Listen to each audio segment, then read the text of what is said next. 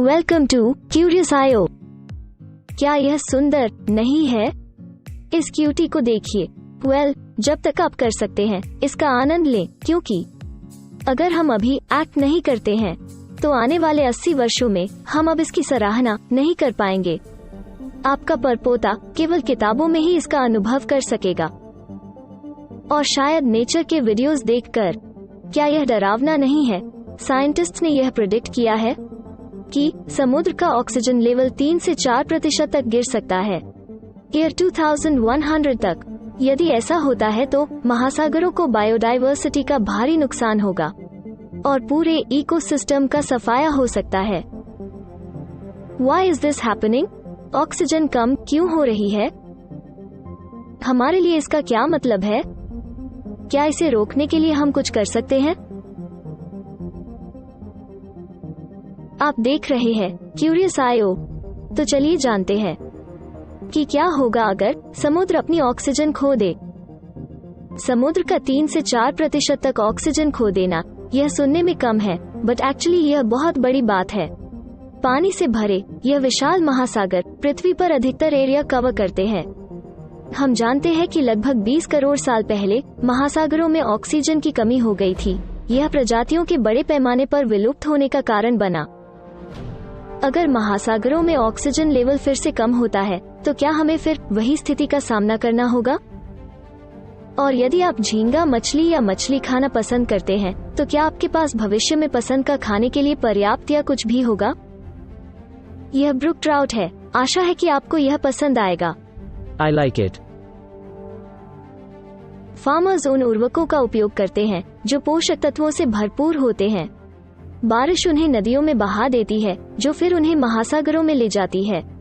तटीय जल और मुहाने में ये अतिरिक्त पोषक तत्व पौधे और शैवाल एल्गी की वृद्धि को बढ़ाते हैं और इसे यूट्रोफिकेशन कहा जाता है।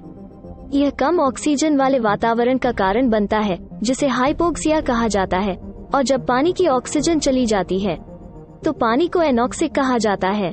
यह मछलियों के मरने तथा डेथ जोन का कारण बनता है जो जीवन को बनाए नहीं रख सकते। यह महासागरों की अम्लता को भी बढ़ा सकता है। क्या आप देख सकते हैं कि क्या हो रहा है? यह घातक परिणाम के साथ बड़े पैमाने पर डोमिनो इफेक्ट है और समुद्री जीवन और जैव विविधता पहले से ही इससे आहत हो रही है।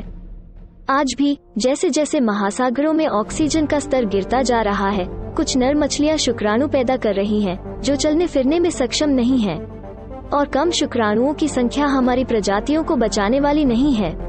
Wow, it really inks in here. Humboldt squid सहित कुछ प्रजातियां नए फीडिंग ग्राउंड में जा रही हैं, जहां पानी ऑक्सीजन युक्त है, और यह एक बड़ी समस्या है।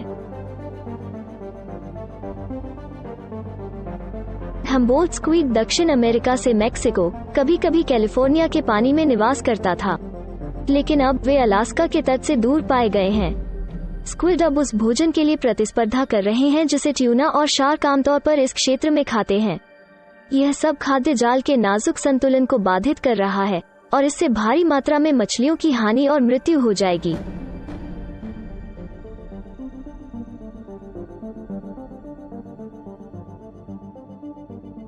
यहाँ एक और समस्या है।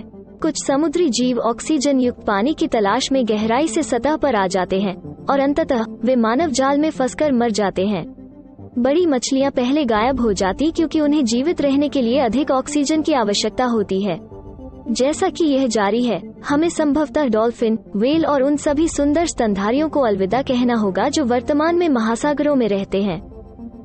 और जैसे ही हमने टूना जैसी बड़ी मछली को अलविदा कहा, बहुत से लोग अपना भोजन और आय खो देंगे। कमर्शियल मछली पकड़ने की इंडस्ट्रीज पहले से ही संघर्ष कर रही हैं और अंततः बंद हो जाएंगे। यदि आप एक द्वीप पर रहते हैं तो फसल उगाने और जानवरों को पालने के लिए आपके पास सीमित मात्रा में ही सही जगह तो है, लेकिन इतने सारे देश भोजन के लिए महासागरों पर निर्भर हैं। अगर मछली न होती तो जापान, इंडोनेशिया, फिलीपींस या कैरिबियाई द्वीपों का क्या होता? लेकिन हम अपने महासागरों की मदद के लिए क्या कर सकते हैं? ग्लोबल वार्मिंग डीऑक्सीजनेशन का एक कारण है। हमारे ग्रह के पारिस्थितिक तंत्र की रक्षा के लिए ग्रीनहाउस गैस उत्सर्जन को कम करना एक ऐसा काम है जो हम कर सकते हैं और करने की आवश्यकता है।